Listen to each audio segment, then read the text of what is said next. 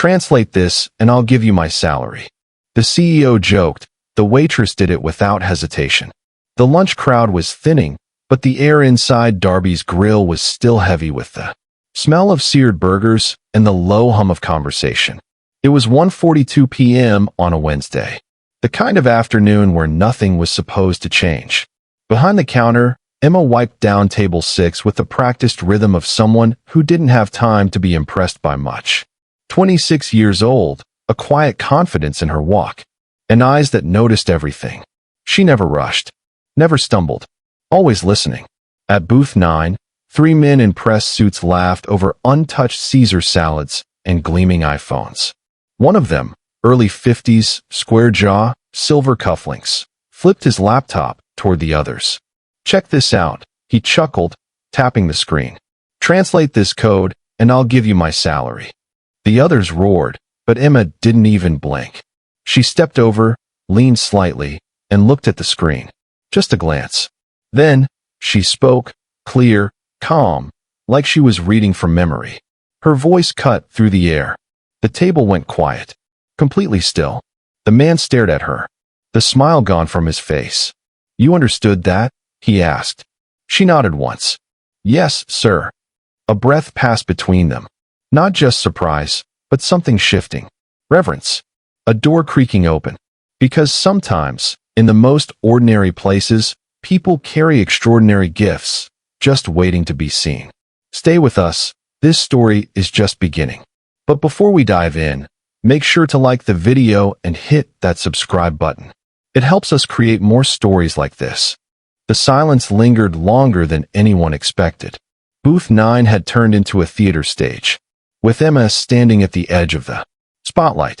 The CEO's laptop was still open, the lines of code frozen mid-screen like a secret she wasn't supposed to understand. The man in the cufflinks blinked, then forced a smile. "That's cute," he said, chuckling as he leaned back. "Did you memorize that off Reddit or something?" His name was Carter Langston, CEO of a mid-sized tech company out of Raleigh. Sharp dresser, sharper tongue. The kind of man who knew how to win rooms with confidence alone, and had built his career on never being the one caught off guard. Until now. Emma didn't flinch. She just raised one eyebrow, gently. "Would you like me to explain what the script does?" The younger guy to Carter's left, maybe an assistant or intern, looked between them wide-eyed. "Wait. No, seriously, how do you know that?" Emma's answer was quiet. Pattern recognition. You get used to it. There was no pride in her voice, no bravado. Just fact. Like she was describing how to refill the salt shakers or mop the kitchen floor. Carter sat up straighter. "You know how to code?" Emma gave a small shrug. "I read a lot. Practice when I can." "Practice?" he repeated, a bit louder, a bit sharper. "You're telling me you can write in Python, but you're bussing tables in a diner?" Now eyes were on her, not just at booth 9, but across the restaurant. A few regulars had gone quiet. Charlie, the cook, peeked out from the pass-through window. Emma could feel the heat rising in her neck. Not from embarrassment, but from the sudden weight of being visible. Seen, but not quite understood. She didn't answer Carter's question. Instead, she reached into her apron, pulled out her phone, and tapped open a Notes app. "It's a script that parses a CSV file of time logs," she said as she typed. "Looks like it. Reformats entries, filters out empty rows, and then exports a cleaned-up version. Want me to write a faster version?" Carter laughed, loud and dismissive. "Come on, don't be ridiculous." But the intern, Tyler, according to his name badge, leaned over to look at her screen. His eyes widened again. "She's not kidding," he whispered. Carter's jaw tensed. Something about being challenged in public, in front of his team, by someone who didn't look like a threat. It scratched at his pride. He closed the laptop. "We should go," he muttered, tossing a 50 on the table. "Thanks for the entertainment." But Tyler lingered for a beat longer. His eyes met Emma's, something between apology and awe. Then he followed the others out the door, the bell above it ringing like punctuation. The room exhaled. Emma returned to table 6 and picked up her rag. The surface was already clean. That night, the shift ended late. The sky outside Darby's was ink black, the neon sign buzzing overhead. Emma walked home. 5 blocks, same route, every night. Past the shuttered gas station, the rusted basketball hoop, the library she used to hide in after school. She lived in a small upstairs apartment above a laundromat. One room, no TV, one wall covered in sticky notes, index cards, and printed out tutorials, like a war room built by someone who refused to stop learning. An old laptop sat on a folding table by the window. The A key stuck sometimes, but she'd made it work. She sat down, opened it, and pulled up a terminal window. Code spilled across the screen like poetry. Her poetry. She'd started teaching herself 3 years ago. After the layoff. After Mom got sick and the hospital bills started stacking. College had never been in reach, but libraries were. Free Wi-Fi was. And GitHub. And forums. And long, brutal nights. Emma had made it her quiet mission, 1 hour a night, no matter how tired. Syntax. Drills on her phone between lunch shifts. Data structures while folding laundry. Debugging tutorials with one headphone in while her mom slept in the next room. She never told anyone. Not because she was ashamed, but because no one ever asked. Until today. The next morning, Emma was back at Darby's by 7 a.m. Coffee brewed behind her. Bacon sizzled on the flat top. Same apron, same ponytail, same routine. But at 9:03 a.m., the door swung open, and it wasn't a regular. Tyler. He looked nervous. Held his phone in both hands like a peace offering. Hey, he said awkwardly. You mind if I sit for a minute?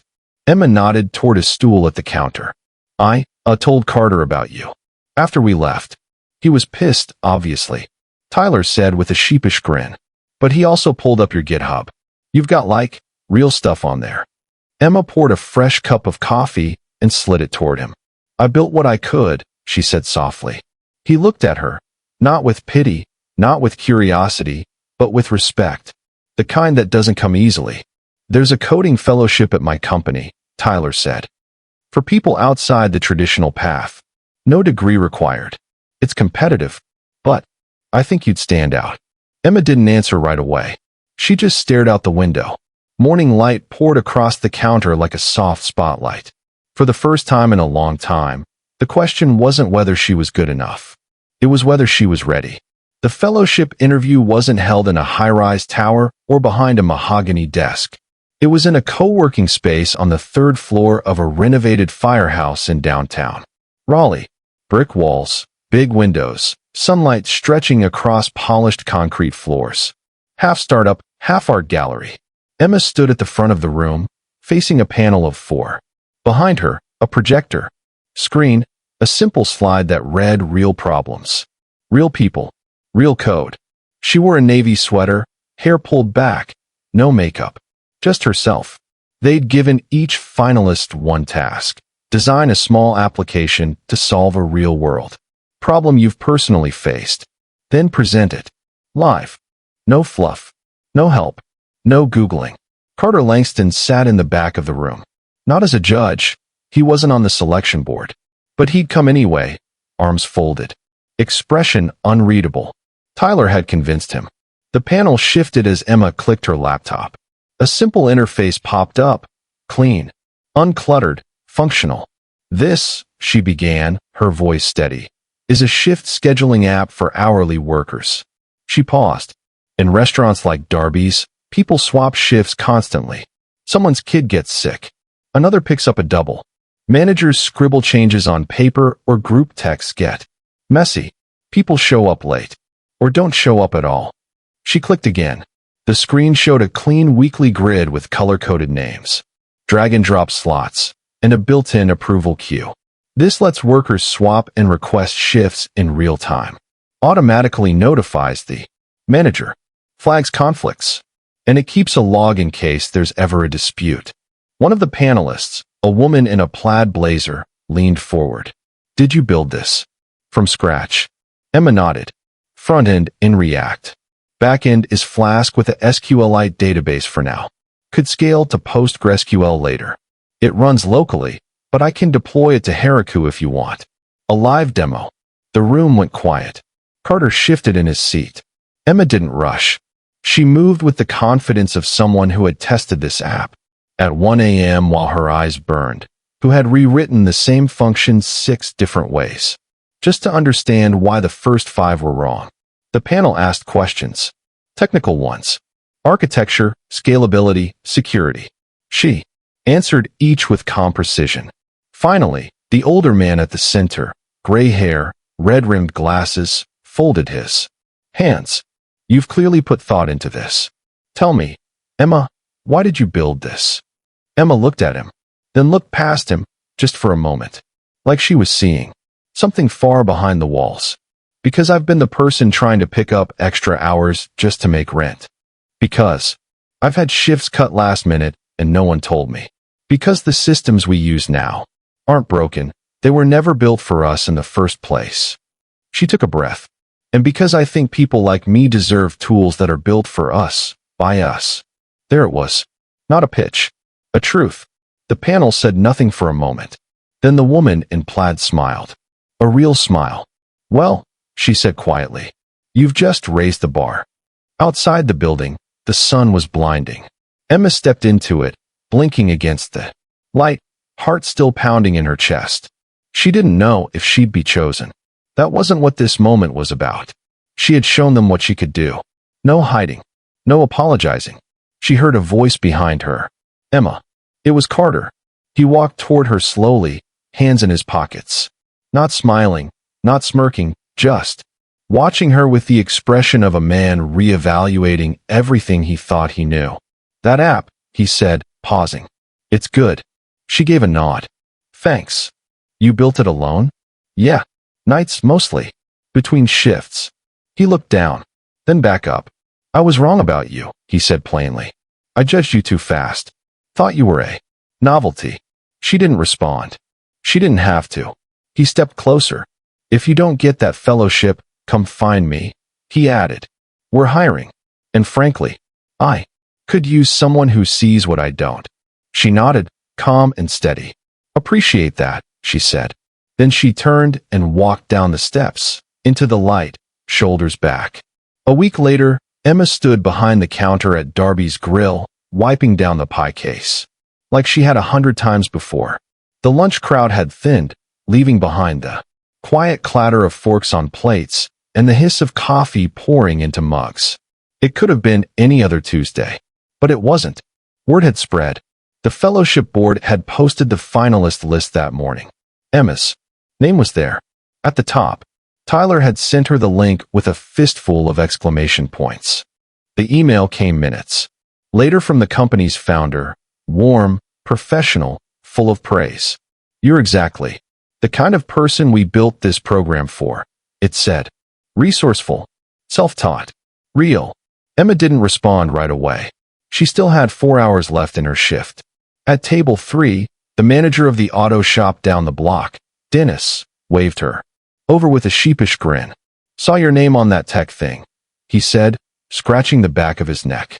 Heard. You built some kind of robot app. Emma smiled gently. Not quite. Just a shift scheduler. His eyes widened. Could I pay you to make something like that for our garage? These guys switch Saturdays more than they rotate tires. Emma chuckled. Sure. I could sketch something out. From across the room, the local librarian, Ms. Jordan, approached holding a laminated flyer. I don't suppose you'd consider teaching a class at the branch, she asked. We've got teens messing with Raspberry Pi kits, but no one to help them make sense of it. Emma paused, then nodded slowly. I'd like that. People were noticing.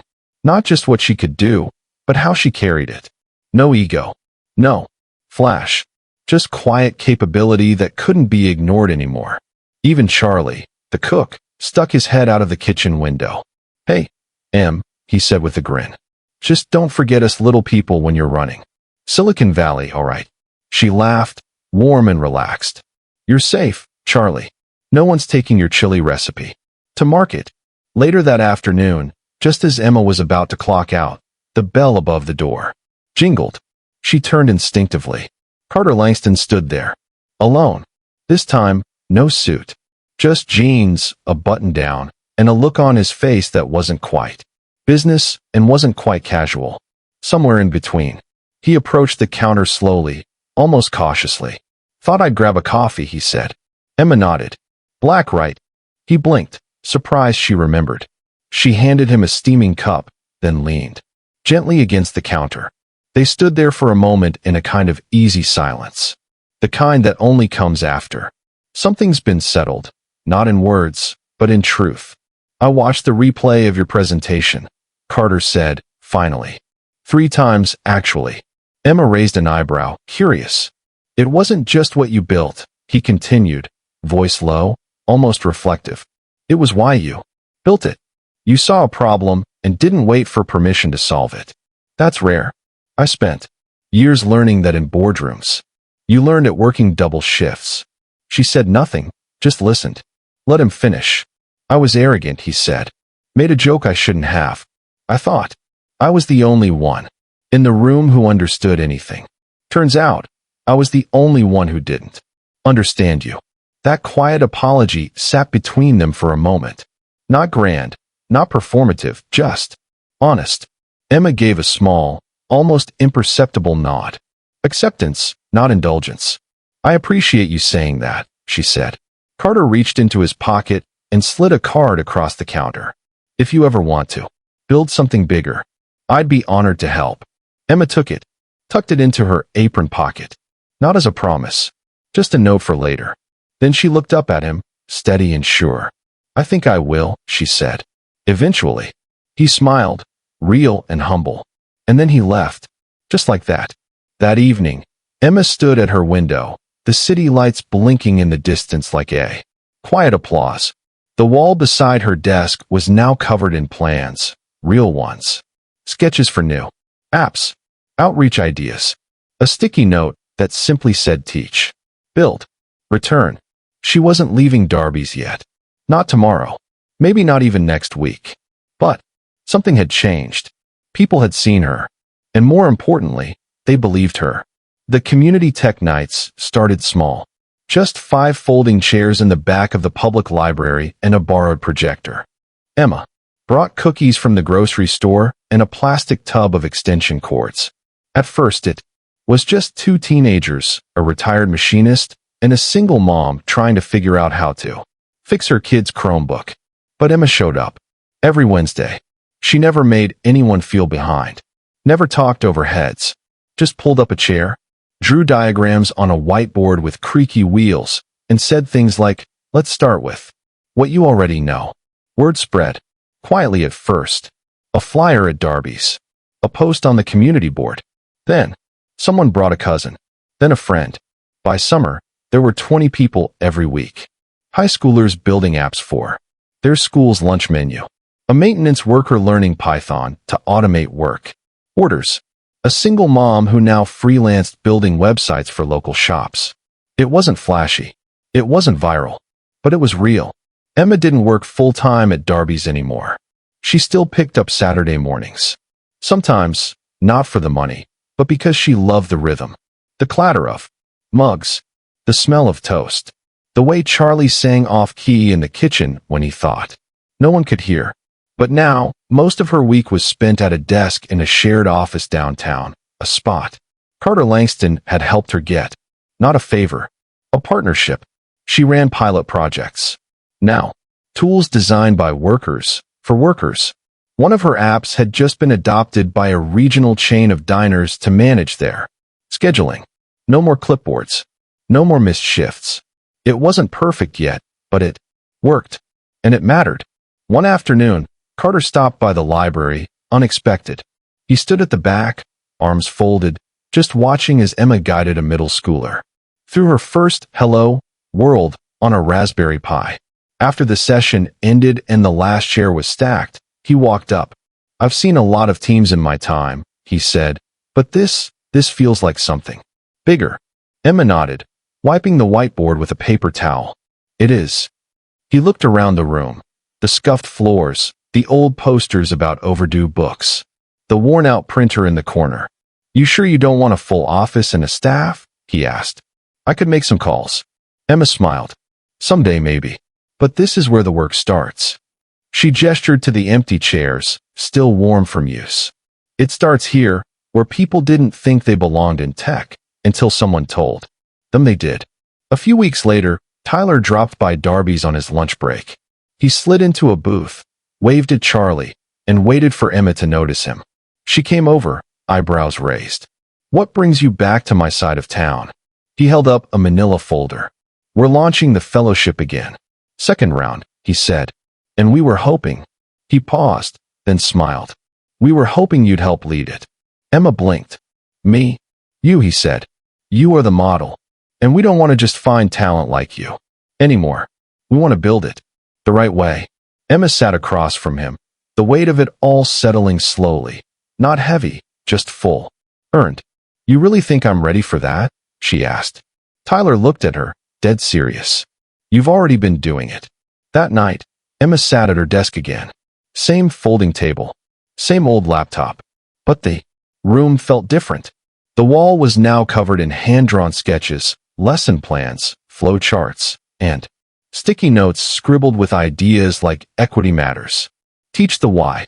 Everyone starts somewhere. She opened a fresh notebook and wrote at the top, "For the ones no one saw coming." Outside her window, the town moved slow and steady, porch lights flickering on, cicadas humming in the distance, wind brushing through oak trees. Emma leaned back in her chair and closed her eyes for a moment. She wasn't chasing approval anymore. Wasn't trying to prove she belonged. She was building the place where others knew they did. Sometimes the biggest changes don't come from shouting the loudest, but from showing up quietly and consistently until people realize they've been watching a leader all along. Share this with someone who's ready to take the lead, even if they don't know it yet. From beginning to end, thanks for being part of this story with us.